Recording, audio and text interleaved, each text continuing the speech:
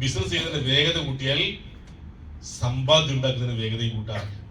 സമ്പാദ്യത്തിന് വേഗത കൂടുണ്ടെങ്കിൽ നാട്ടിൽ ചെലവാക്കാനുള്ള അവസരങ്ങളുണ്ട്.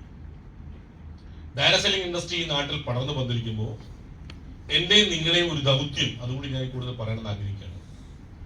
ഇപ്പൊ നമ്മളെ ആളുകളൊക്കെ യുവതലമുറ മുഴുവനും ഒരുപാട് ലഹരി ഉപയോഗിക്കുന്ന ഒരു കഥയാണ് നേരത്തെ പറഞ്ഞത്. അത് വേദനിക്കുന്ന കഥയാണ്. ഇത് പോസിറ്റീവ് ആണെങ്കിൽ നാടിന് നഷ്ടമുള്ളൊരു കഥയാണ്. നമ്മളെ കുട്ടികൾ മുഴുവനും ഓൺലൈനിലാണ് പർച്ചേസ് നടത്തിക്കൊണ്ടത്. നമുക്കെങ്കിലും കഴിയുമെങ്കിൽ ആ ഓൺലൈൻ പർച്ചേസുകളിൽ നിന്ന് ലാഭം ഉണ്ടായാലും ശരി, ആ കച്ചവടം നമുക്ക് വേണ്ടെന്ന് വെക്കാം. മറിച്ച് നമ്മളെ നാട്ടിലുള്ള ആളുകൾ നമ്മൾ ഉൽപ്പന്നങ്ങൾ വാങ്ങിക്കുകയും ആ പണം നമ്മളെ നാട്ടിൽ സർക്കുലേറ്റ് ചെയ്യപ്പെടുകയും നമ്മളെ വിശ്വസിച്ച് നമ്മളെ നാട്ടിൽ ഒരു കട തുടങ്ങിയാൽ ആ കടക്കാരൻ നമ്മളെ അർപ്പിക്കുന്ന വിശ്വാസം അതിന്റെ 10 മടങ്ങായി തിരിച്ചു കൊടുക്കാനുള്ള ഒരു ദൗത്യം നമ്മൾ ഏറ്റെടുക്കുന്നു. ഞാനും നിങ്ങളും ആമസോണിൽ എന്താ വില കുറച്ച് കിട്ടുന്നതുകൊണ്ട് ആമസോണിൽ നിന്ന് ഉൽപ്പന്നം വാങ്ങിച്ചാൽ അമേരിക്കയിൽ നിൽക്കുന്ന ഏതോ ഒരു കോടീശ്വരൻ കോടികൾ സമ്പാദിക്കുമെന്നല്ലാതെ നമ്മളെ നാട്ടില് തെരുവിൽ കഷ്ടപ്പെടുന്ന നമ്മളെ പ്രതീക്ഷിച്ച് കച്ചവടത്തിൽ ഇറങ്ങിയ എത്രയോ കുടുംബങ്ങൾക്ക് ഒരു നേരത്തെ ഭക്ഷണം കൊടുക്കാൻ, വെള്ളം കൊടുക്കാൻ, ഒരു പ്രതീക്ഷ കൊടുക്കാൻ എന്റെയും നിങ്ങളെയും പർച്ചേസുകൾ സഹായിക്കും എന്നുള്ളത് കൊണ്ട് നമ്മൾ പരസ്പരം ഉൽപ്പന്നം വാങ്ങുന്ന ആളായി മാറും. ഡയറക്ട് സെല്ലിംഗ് ഇൻഡസ്ട്രിക്കകത്ത് ഇനി വരാൻ പോകുന്ന ഞാൻ നിങ്ങളൊക്കെ വളർത്തിയെടുക്കേണ്ട ഒരു കൾച്ചർ എന്ന് പറയുന്നത് നമ്മൾ പരസ്പരം സഹായിച്ച് സാധനം വാങ്ങുന്നില്ല. നാട്ടിൽ വേറെ ഡയറക്ട് സെല്ലിംഗ് ഉണ്ടല്ലോ, RC-മാരുണ്ടല്ലോ, ഓടിക്കാരുണ്ടല്ലോ. അവരൊക്കെ വെൽനസ് ഉൽപ്പന്നങ്ങൾ അവരുടെ അടുത്തില്ലാതെ നമ്മളോട് വാങ്ങിക്കണോ, നമ്മൾ അവരോട് വാങ്ങിക്കണോ? അവരെല്ലാം ശരിക്കും നമ്മുടെ ശത്രുക്കൾ. ഇവിടുത്തെ കച്ചവടക്കാരല്ല നമ്മുടെ ശത്രുക്കൾ. അപ്പൊ നമ്മൾ പരസ്പരം അങ്ങോട്ടും ഇങ്ങോട്ടും കച്ചവടം ചെയ്താൽ തന്നെ ഒരു 10-30% ബിസിനസ് നമുക്ക് നാട്ടിൽ പിടിച്ചു നിർത്താൻ പറ്റും. അത് കഴിഞ്ഞാൽ നേരിട്ട് ഉൽപ്പന്നങ്ങൾ വിറ്റ് ജീവിക്കുന്ന കുറെ ചെറുപ്പക്കാർ വീടുകളിൽ സാധനം വെക്കാൻ പറ്റുന്നില്ലേ? ക്വാളിറ്റി ഉള്ളതാണെങ്കിൽ അവരോട് വാങ്ങിക്കാം. നമ്മുടെ നാട്ടിൽ തുറന്നു വെച്ച ചെറുതും വലുതുമായ ഒരുപാട് കടകളുണ്ട്. അവരിൽ നമ്മൾ ഉൽപ്പന്നങ്ങൾ വാങ്ങിക്കണം.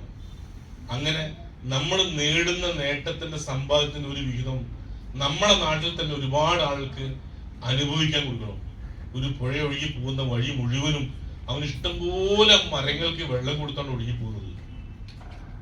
ആ പുഴ പറ്റുന്ന സമയത്ത് മരങ്ങൾ അനുഭവിക്കുന്ന വേദനയും നമ്മൾ കാണാറുണ്ട്. ഈ നാട്ടില് പുഴ നിൽക്കുക എന്നുള്ളത് കാട് നിൽക്കാൻ നിർബന്ധമാണ്, അല്ലെങ്കിൽ മരങ്ങൾ നിൽക്കാൻ നിർബന്ധമാണ്.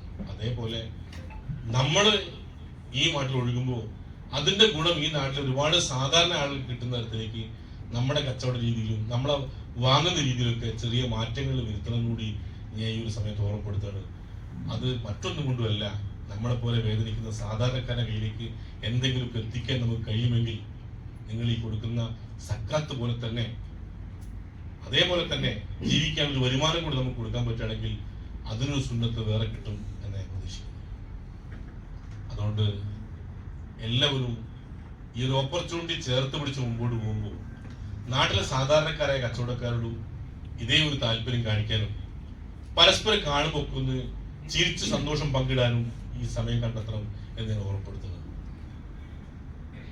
പുഞ്ചിരി സുന്നത്താന്ന് പലപ്പോഴും പറയാറുണ്ട്. എന്തുകൊണ്ടാ പുഞ്ചിരി സുന്നത്താകുന്നത്? നമ്മളൊരു വ്യക്തി ചിരിക്കുന്ന സമയത്ത് അയാളുടെ ശരീരത്തിൽ എൻഡോർഫിൻ എന്ന് പറയുന്ന ഒരു ഹോർമോൺ ഉൽപ്പാദിപ്പിക്കപ്പെടുന്നുണ്ട്. എന്നാൽ പുഞ്ചിരിയുടെ പ്രാധാന്യം എന്തെന്ന് പറഞ്ഞാൽ, ഞാൻ ഒരാളെ മുഖത്ത് നോക്കി പുഞ്ചിരിക്കുമ്പോൾ എന്റെ ശരീരത്തിൽ മാത്രമല്ല, ആ പുഞ്ചിരി കാണുന്ന ആളുടെ ശരീരത്തിൽ കൂടി അറിയാതെ എൻഡോർഫിൻ ഉൽപ്പാദിക്കപ്പെടുന്നു. അത് ഭയങ്കര പോസിറ്റീവ് എനർജി തരുന്ന സാധനമാണ്.